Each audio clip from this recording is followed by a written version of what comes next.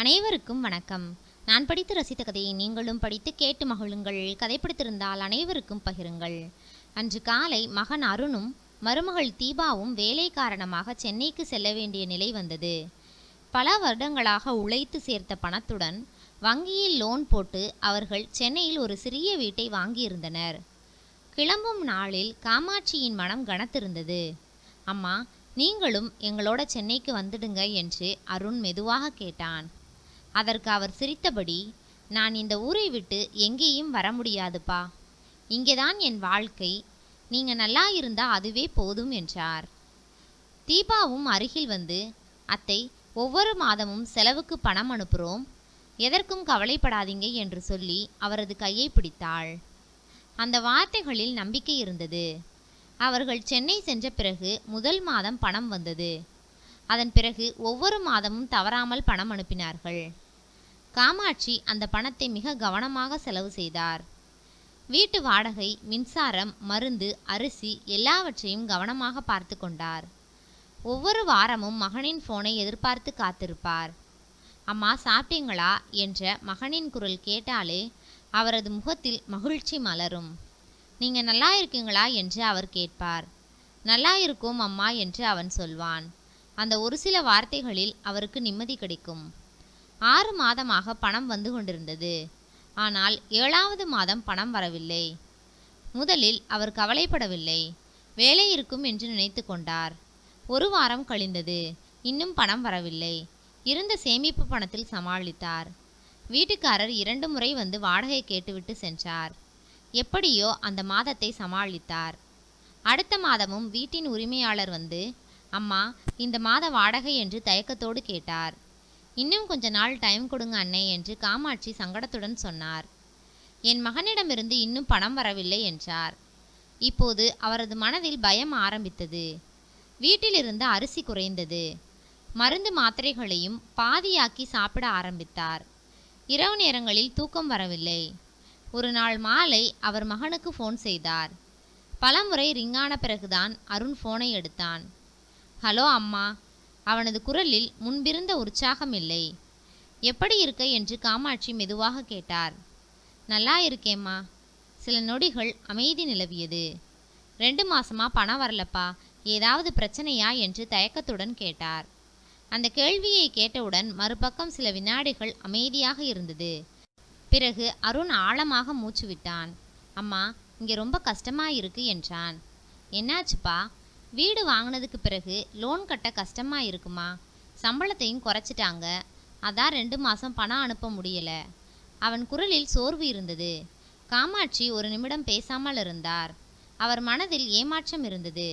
அதைவிட மகனின் கஷ்டம் பற்றிய கவலையும் அதிகமாக இருந்தது. சரிப்பா, நான் பார்த்துக்கிறேன், நீங்கள் உடம்ப பார்த்துக்கோங்க என்றார். அவர் அவனை குறை சொல்லவில்லை.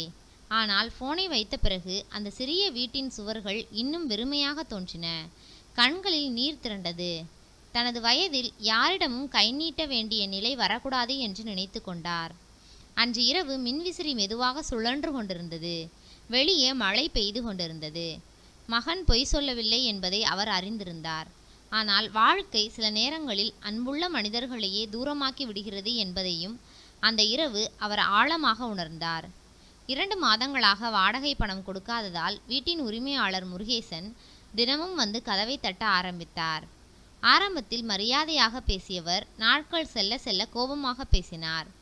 அன்று காலை முருகேசன் வேகமாக வந்து, அம்மா, எவ்வளவு நாள்தான் இப்படியே சொல்லிக்கிட்டு இருப்பீங்க? 2 மாசமா வாடகை வரல என்று சத்தமாக கேட்டார். காமாட்சி சங்கடத்துடன், இன்னும் கொஞ்ச நாள் பொறுத்துக்கோங்கனே, மகன் கண்டிப்பாக பணம் அனுப்புவான் என்றார். அவர் உடனே கோபமாக, எப்போ அனுப்புவான்னு சொல்லுங்க. ஒவ்வொரு தடவையும் இதே பதில்தான். எனக்கும் செலவு இருக்கு, இல்லைனா வீட்டை காலி பண்ணுங்க என்றார். அந்த சத்தம் தெருவில் இருந்த மற்ற வீடுகளுக்கும் கேட்டது. அவர்கள் வாசலில் இருந்து எட்டி பார்த்தனர். காமாட்சிக்கு அவமானமாக இருந்தது. நான் எங்கே போவேன்னே என்று அவர் கண்ணீர் கலந்த குரலில் கேட்டார்.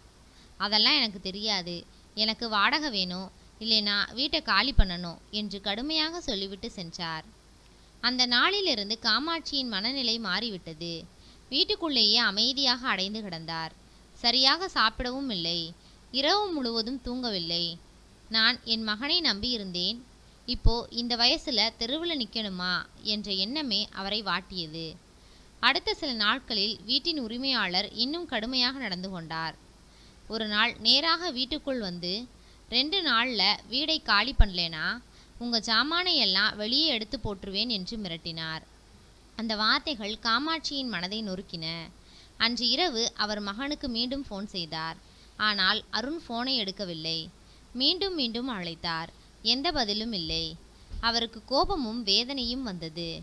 நான் அவனை எப்படியெல்லாம் வளர்த்தேன், அவன் என்னை இப்படி விட்டுட்டானே என்று அழுதார். அடுத்த நாள் காலை பக்கத்து வீட்டு பெண், அம்மா நீங்கள் போலீஸ் ஸ்டேஷனில் ஒரு புகார் கொடுங்க, அப்போதான் பிள்ளைங்க கேட்பாங்க என்று சொல்லிவிட்டு சென்றார். அந்த வார்த்தை காமாட்சியின் மனதில் பதிந்தது. பல மணி நேரம் யோசித்த பிறகு ஒரு முடிவை எடுத்தார். பழைய பையில் இருந்த சில ஆவணங்களையும் மகனுடன் எடுத்திருந்த புகைப்படத்தையும் எடுத்துக்கொண்டு காவல் நிலையத்திற்கு சென்றார். காவல் நிலையத்தின் முன் நின்றபோது அவரது கால்கள் நடுங்கின. இதுவரை வாழ்க்கையில் அந்த இடத்திற்குள் அவர் சென்றதே இல்லை. உள்ளே சென்று ஒரு நாற்காலியில் அமர்ந்தார். என்னம்மா பிரச்சனை என்று காவலர் ஒருவர் கேட்டார். அந்த கேள்வியை கேட்டவுடன் அவரது கண்களில் கண்ணீர் வந்தது. என் மகன் என்னை ஏமாத்திட்டு போயிட்டா ஐயா என்றார். அவரோ, அழாம பிரச்சனையை சொல்லுங்கம்மா என்றார். காமாட்சி நடுங்கும் குரலில் பேச ஆரம்பித்தார். என்னோட கணவர் இறந்ததுக்கு பிறகு இருந்த சிறிய நிலத்தை விற்றோம். அதில் வந்த பணத்தையும் என்னுடைய நகையையும் என் மகனுக்குத்தான் கொடுத்தேன். சென்னையில் வீடு வாங்கணும் என்று சொன்னான். என்னையும் பார்த்துக்கிறேன்னு சொன்னான். 6 மாதம் பணம் அனுப்பினான். இப்போது 2 மாதமா எதுவும் அனுப்பலை. வீட்டு வாடகை கொடுக்க முடியல. வீட்டுக்காரன் வெளியே போக சொல்கிறான் என்று சொல்லிக்கொண்டே அவர் கண்ணீரை துடைத்து கொண்டார். காவலரோ, புகார் எழுதும்போது உங்கள் பையனோட ஃபோன் நம்பரும் எழுதி கொடுங்கம்மா என்றார். காமாட்சி புகாரில் தன் சொத்தை விற்று கிடைத்த பணத்தை மகன் பெற்றுக்கொண்டு தற்போது தன்னை கவனிக்காமல் விட்டுவிட்டதாகவும் தனது பணத்தை மீட்டுத்தர நடவடிக்கை எடுக்க வேண்டும் என்றும் புகார் எழுதி கொண்டிருந்தபோது அவரது கைகள் நடுங்கின. ஒரு பக்கம் மகன் மீது கோபம் இருந்தது. மற்றொரு பக்கம் போலீஸ் அவனை அழைத்து பேசினால் அவனுக்கு அவமானமாக இருக்கும் என்று தாய் மனமும் வலித்தது. ஆனால் அந்த நேரத்தில் அவருக்கு வேறு வழி தெரியவில்லை. வாழ்க்கை முழுவதும் மகனை நம்பி வாழ்ந்த ஒரு தாய் இறுதியில் அதே மகனுக்கு எதிராக காவல் நிலையத்தில் அமர்ந்து புகார் எழுத வேண்டிய நிலைக்கு தள்ளப்பட்டிருந்தார். காவல் நிலையத்திலிருந்து வந்த அழைப்பு அருணின் மனதை பதற வைத்தது. அன்று மாலை வேலை முடிந்து வீட்டிற்கு வந்தவுடன் அவன் சோஃபாவில் அமைதியாக அமர்ந்திருந்தான். தீபா சமையலறையிலிருந்து வந்து, என்னங்க முகம் ஏன் இப்படி இருக்கு என்று கேட்டாள். அருண் மெதுவாக ஃபோனை மேசையில் வைத்தான். அம்மா போலீஸ் ஸ்டேஷனில் புகார் கொடுத்துருக்காங்க. தீபா அதிர்ச்சியுடன் அவனை பார்த்தாள். என்ன புகார்? நாம் சொத்து பணத்தை எடுத்துக்கிட்டு அவங்களை விட்டுட்டு வந்துட்டோம்னு சொல்லியிருக்காங்க. சில நொடிகள் வீடு முழுவதும் அமைதியாக இருந்தது. அருண் தலையை குனிந்து கொண்டான். நான் நாளைக்கு ஊருக்கு போய் அம்மாவை இங்கே கூட்டிட்டு வந்துடலாம்னு நினைக்கிறேன் என்றான். அந்த வார்த்தையை கேட்டவுடன் தீபாவின் முகம் உடனே மாறியது. என்னங்க இங்கேயா? ஆமாம், இப்போ அவங்களால தனியாக இருக்க முடியல, போலீஸ் புகார் வேற ஆயிடுச்சு என்றான். தீபா உடனே கோபமாக பேச ஆரம்பித்தாள். காவல் நிலையத்தில் பணம் கொடுத்து சரி கட்டுங்க என்றாள். அருண் அமைதியாக அவளை பார்த்தான். அது அப்படி இல்லை தீபா, அவங்க என் அம்மா என்றான். அதுக்கு என்று அவள் குரலை உயர்த்தினாள். இங்கே நமக்கே இடம் குறைவு, லோன் வேற கட்டணும், அதுக்கு மேலே அவங்கள இங்கே வைத்து பார்க்கணுமா என்றாள். அருண் எதுவும் பேசவில்லை. தீபா தொடர்ந்து பேசினாள். உங்கள் அம்மாவுக்கு அந்த இருமல் வியாதி இருக்குல்ல, இரவு முழுக்க இருமுறாங்க. அது எனக்கும் என் குழந்தைக்கும் வந்தா என்ன செய்கிறது? குழந்தை இன்னும் சின்ன பையன், நான் ரிஸ்க் எடுக்க மாட்டேன். அந்த வார்த்தைகள் அருணின் மனதை குத்தின. ஆனால் அவன் அமைதியாக இருந்தான். நீங்கள் எவ்வளவு வேண்டுமானாலும் பணம் அனுப்புங்க, போலீஸை சரி கட்டுங்க, ஆனால் அவங்களை இந்த வீட்டுக்கு கூட்டிட்டு வரக்கூடாது. அருண் சோஃபாவில் சாய்ந்து அமர்ந்தான். கண்களை மூடிக்கொண்டான். ஒரு பக்கம் தனியாக தவிக்கும் தாய், மற்றொரு பக்கம் தனது மனைவி, குழந்தை, குடும்ப அமைதி. அவன் மனசாட்சிக்குள் போராட்டம் நடந்தது. ஆனால் சில நிமிடங்கள் கழித்து அவன் மெதுவாக தலையசைத்தான். சரி, நான் பார்த்துக்கிறேன் என்றான் சோர்வான குரலில். அடுத்த நாள் அவன் கிராமத்திற்கு சென்றான். காவல் நிலையத்தில் இன்ஸ்பெக்டரிடம் பேசினான். காமாட்சிக்கு சில மாதங்களுக்கு செலவுக்கான பணத்தையும் வாடகை பாக்கியையும் கொடுத்தான். மேலும் இனிமேல் மாதம் மாதம் பணம் அனுப்புவதாக எழுதி கொடுத்தான். காமாட்சி அமைதியாக நின்று கொண்டிருந்தார். அவரது மனதில் ஒரு சிறிய நம்பிக்கை பிறந்தது. அவர் மகனை பார்த்தார். ஆனால் அருண் அந்த பார்வையை தவிர்த்தான். அம்மா, நீங்கள் கவலைப்படாதீங்க, பணம் அனுப்புகிறேன் என்று மட்டும் சொன்னான். அந்த ஒரு வாக்கியத்திலேயே எல்லாம் முடிந்துவிட்டது என்பதை காமாட்சி புரிந்து கொண்டார். அவர் மெதுவாக சிரிக்க முயன்றார். அந்த வார்த்தைகள் சாதாரணமாக இருந்தாலும் உள்ளுக்குள் ஒரு தாயின் மனம் முற்றிலும் உடைந்து போயிருந்தது. காவல் நிலையத்திலிருந்து வெளியே வந்த அருண் காரில் ஏறி சென்னைக்கு கிளம்பினான். தன் வாழ்க்கை முழுவதையும் மகனுக்காக கொடுத்த ஒரு தாய் இறுதியில் மாதம் மாதம் அனுப்பப்படும் பணமாக மட்டுமே தனது இடம் குறைந்து போனதை அமைதியாக உணர்ந்தார். காவல் நிலையத்தில் நடந்த பிரச்சனைக்கு பிறகு சில நாட்கள் காமாட்சியின் வாழ்க்கை கொஞ்சம் அமைதியாகியது. அருண் கொடுத்திருந்த பணத்தில் வீட்டு வாடகை, மளிகை, மருந்துகள் அனைத்தையும் சமாளித்தார். முதல் மாதம் உண்மையாகவே பணம் வந்தது. அந்த பணத்தை பார்த்தபோது காமாட்சியின் மனதில் சிறிய நிம்மதி ஏற்பட்டது. எப்படியோ என் பையன் என்னை முழுக்க மறந்துடலை என்று மனதில் நினைத்து கொண்டார். ஆனால் அந்த நிம்மதி நீண்ட நாள் நீடிக்கவில்லை. அடுத்த மாதம் மீண்டும் பணம் வரவில்லை. முதலில் அவர் பொறுமையாக காத்திருந்தார். சம்பளம் லேட்டாகி இருக்கும் என்று நினைத்தார். ஆனால் வாரங்கள் கடந்து போனாலும் எந்த தகவலும் இல்லை. ஃபோன் செய்தாலும் அருண் எடுக்கவில்லை. சில நேரங்களில் எடுத்தாலும் வேலையில் இருக்கேன், அப்புறம் பேசுகிறேன் என்று சொல்லிவிட்டு ஃபோனை வைத்து விடுவான். மெல்ல மெல்ல பழைய நிலை மீண்டும் திரும்பியது. வீட்டு உரிமையாளர் மீண்டும் வாடகை கேட்டார். கடைக்காரன் கடன் கொடுக்க தயங்க ஆரம்பித்தான். மருந்து வாங்க கூட பணமில்லாத நிலை வந்தது. அந்த நேரத்தில் அக்கம் பக்கத்தில் உள்ளவர்கள், அம்மா, நீங்கள் மாவட்ட ஆட்சியர் அலுவலகத்தில் மனு கொடுங்க, வயதான பெற்றோரை கவனிக்கணும் என்று சட்டமே இருக்கு என்று கூறினார். அந்த வார்த்தை காமாட்சிக்கு கடைசி நம்பிக்கையாக தோன்றியது. அடுத்த நாள் காலை அவர் பேருந்தில் மாவட்ட ஆட்சியர் அலுவலகத்திற்கு சென்றார். கூட்டம் நிரம்பிய மாவட்ட ஆட்சியர் அலுவலக வளாகத்தில் ஒரு மூலையில் நின்று கொண்டிருந்தார். அவரது முகத்தில் சோர்வும் கண்களில் ஏமாற்றமும் தெரிந்தது. மனு எழுத உதவிய ஒரு எழுத்தர் கேட்டார், என்ன பிரச்சனைமா? காமாட்சி மெதுவாக பேச ஆரம்பித்தார். என் மகன் என்னை கவனிக்கல ஐயா.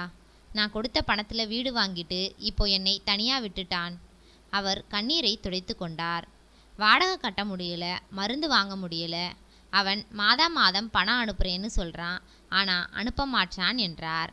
அந்த மனு பதிவு செய்யப்பட்டது. சில நாட்களில் அதிகாரிகள் அருணை அழைத்து விசாரணைக்கு வர சொன்னார்கள்.